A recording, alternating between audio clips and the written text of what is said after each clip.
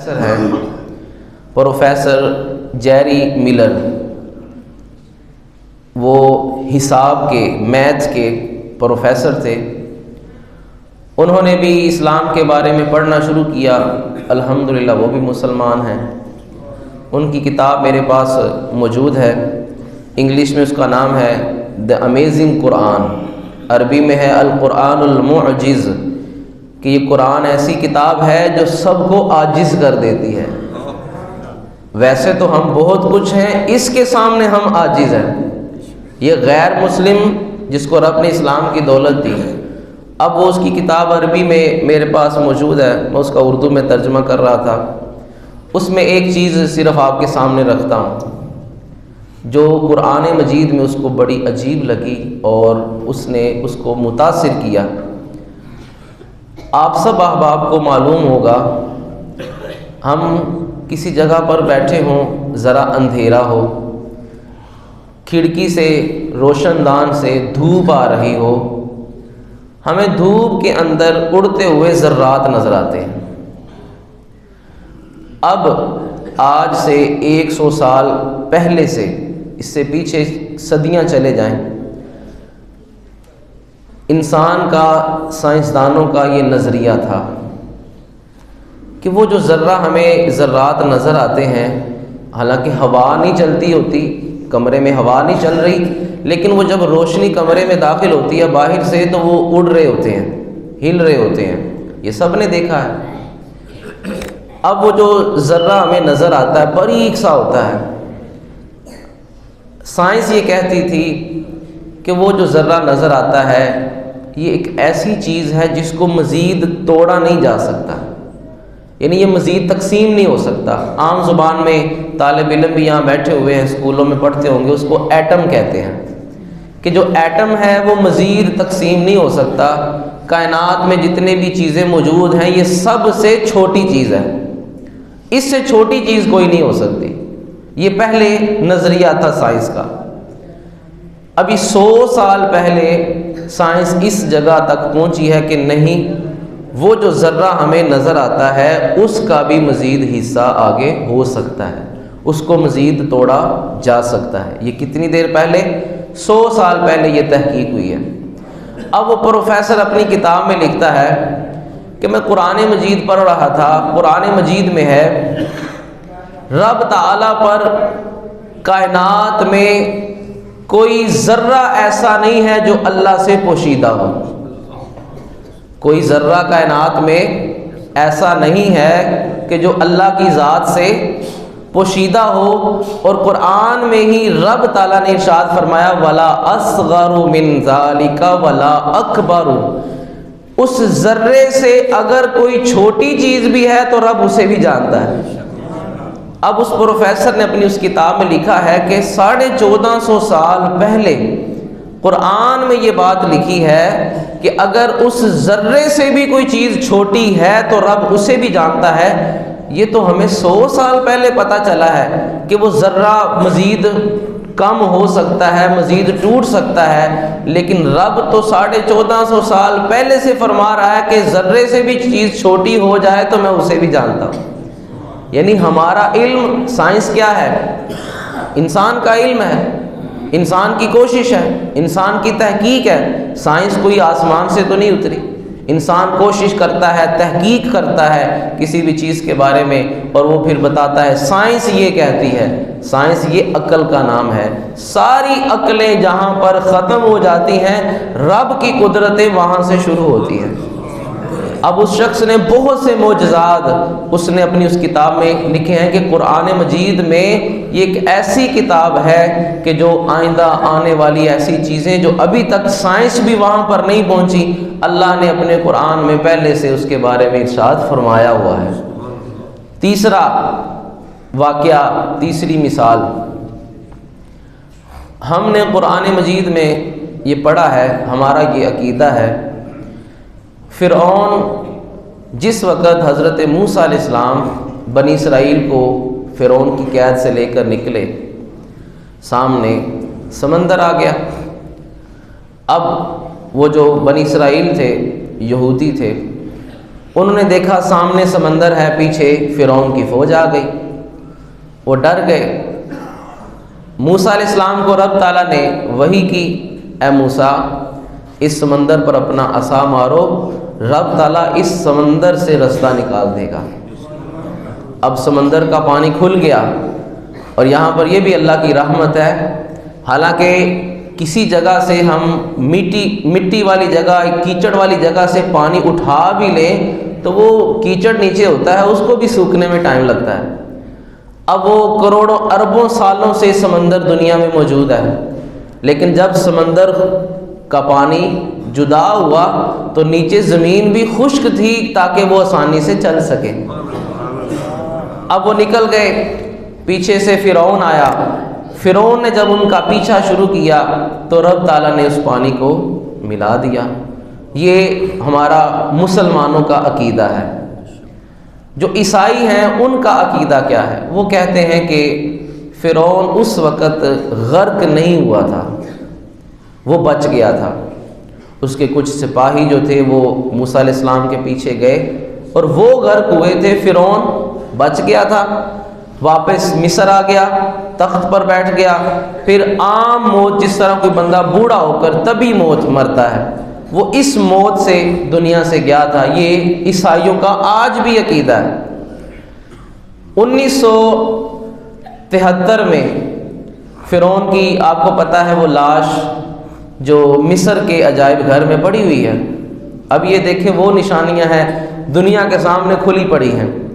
فرعون کی لاش آج سے 150-200 سال پہلے دریافت ہوئی ہے، اور قرآن میں رب 1450 سال پہلے فرما رہا ہے الیوم ننجیک ببدنک لتکون لمن خلفک آیا، کہ جب فرعون کو میں نے غرق کیا تھا تو ساتھ میں اس کو یہ بھی کہا تھا کہ میں تیرے جسم کو نجات دوں گا، باقی رکھوں گا، قیامت تک یہ لوگوں کے لیے عبرت ہوگا۔ آج بھی موجود ہے مصر کے عجائب گھر میں۔ کہا رب تعالیٰ نے کب؟ جب اس کی موت آنے لگی۔ یہ بات نازل کب ہوئی؟ 1450 سال پہلے۔ فرعون کی لاش ملی کب؟ 150-200 سال پہلے۔ اچھا، اب جو اس کی لاش وہ پڑی ہوئی ہے، وہ لاش اس کی خراب ہونا شروع ہو گئی۔ جب انہوں نے تابوت میں اس کو رکھا تھا، تب تو اس وقت کے جو بھی مسالہ جات لگائے جاتے تھے وہ لگا کر تابوتوں میں بند کر کے 5 سے 6 تابوت تھے لگاتار، اس کے اندر اس کی لاش کو بند کیا تھا۔ لیکن جب انہوں نے اس کی لاش کو کھول کر لوگوں کے سامنے رکھا ہے شیشے کے اندر، تو اس کی لاش خراب ہونا شروع ہو گئی۔ 1973 کی بات ہے۔ اب اس کی لاش کو بھیجا گیا فرانس میں۔ فرانس بھیجا گیا تاکہ وہاں کے جو سائنسدان ہیں، ڈاکٹر حضرات ہیں، وہ کچھ جدید ایسا نیا مسالہ اس کے جسم کو، اس کی لاش کو لگائیں تاکہ اس کی لاش مزید خراب نہ ہو۔ آپ اندازہ کریں کہ اس کی لاش کا باقاعدہ پاسپورٹ بنایا گیا۔ فرانس جب پہنچا تو توپوں کی سلامی کے ساتھ اس کی لاش کا استقبال کیا گیا کہ کسی وقت کا بہت بڑا بادشاہ تھا۔ بہرحال اب اس پر تحقیق ہوئی، تحقیق کر کے اس کی لاش واپس مصر میں بھیج دی گئی، اور وہ جو ڈاکٹر تھے جنہوں نے اس کی لاش پر تحقیق کی تھی، وہ ڈاکٹروں کی ٹیم بھی مصر آ گئی۔ اب مصر میں ڈاکٹروں کی ٹیم بیٹھی ہوئی ہے، وہ فرانس کے ڈاکٹر بھی موجود ہیں جنہوں نے اس کی لاش پر ریسرچ کی تھی، تحقیق کی تھی۔ مصر کے ڈاکٹر بھی موجود ہیں، اور مصر میں جو احباب ڈاکٹر بنتے ہیں وہ حافظ بھی ہوتے ہیں۔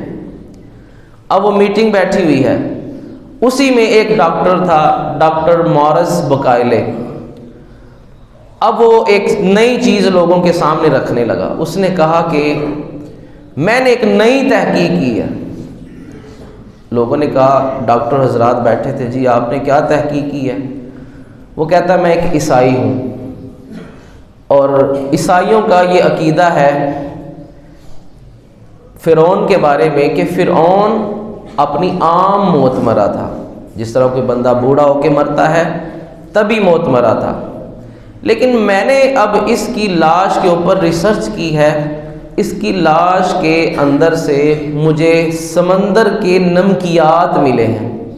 سمندر میں ظاہری بات ہے نمکیات زیادہ ہوتے ہیں، اور جس سمندر میں وہ مرا تھا اس کو بحیرہ مردار کہتے ہیں، ڈیڈ سی، بحیرہ مردار، ڈیڈ سی اس کو کہتے ہیں، اور اس میں اس قدر نمکیات زیادہ ہیں کہ کوئی بھی بندہ اگر اس پانی میں چھلانگ لگا دے تو ڈوبتا نہیں ہے، یعنی پانی کا وزن زیادہ ہے۔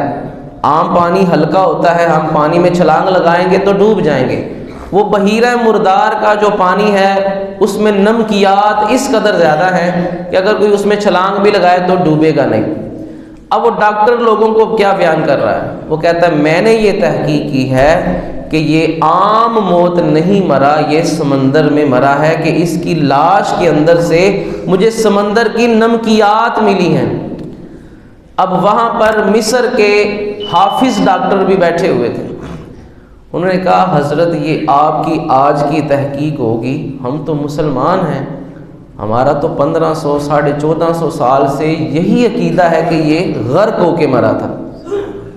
انہوں نے کہا کہ 1500 سال سے تمہارا یہ عقیدہ ہے، لاش تو اس کی 150-200 سال پہلے ملی ہے۔ انہوں نے کہا اللہ نے قرآن میں بیان کیا ہے کہ میں نے اس کو غرق کیا تھا۔ انہوں نے کہا ہم نے بھی انجیل پڑھی ہے، ہم کہتے ہیں کہ یہ عام موت مرا تھا۔ اس نے کہا وہ کون سی کتاب ہے؟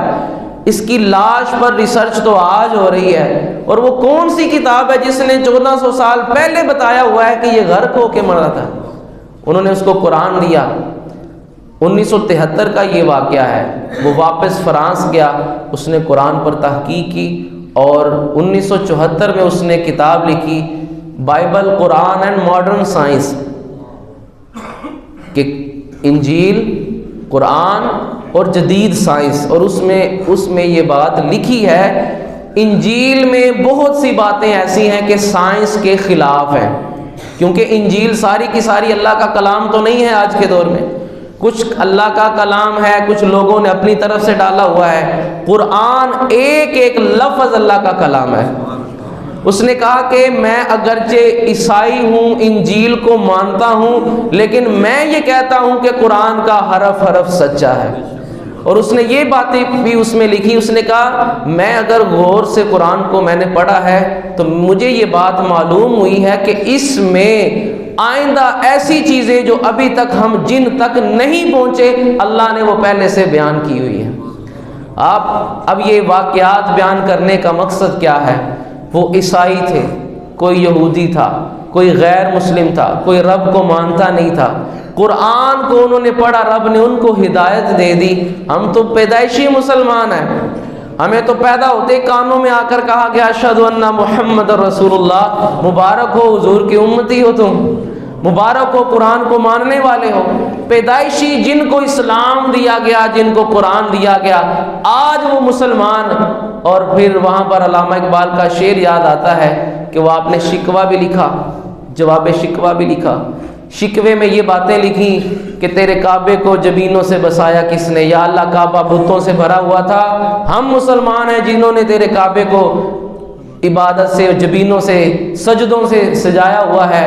دشت تو دشت ہیں دریا بھی نہ چھوڑے ہم نے، بحر ظلمات میں دوڑا دیے گھوڑے ہم نے، یا اللہ ہم نے تو سمندر بھی نہیں دیکھے، ہم نے تو ہر جگہ تیرے دین کے لیے، تیرے دین کی سربلندی کے لیے اپنے لشکر کو چھوڑ دیا، آج ہم دنیا میں کیوں ذلیل و رسوا ہو رہے ہیں؟ تو وہاں پر علامہ اقبال نے پھر جواب شکوہ بھی لکھا، اور اس میں کہا تھے تو آبا وہ تمہارے مگر تم کیا ہو۔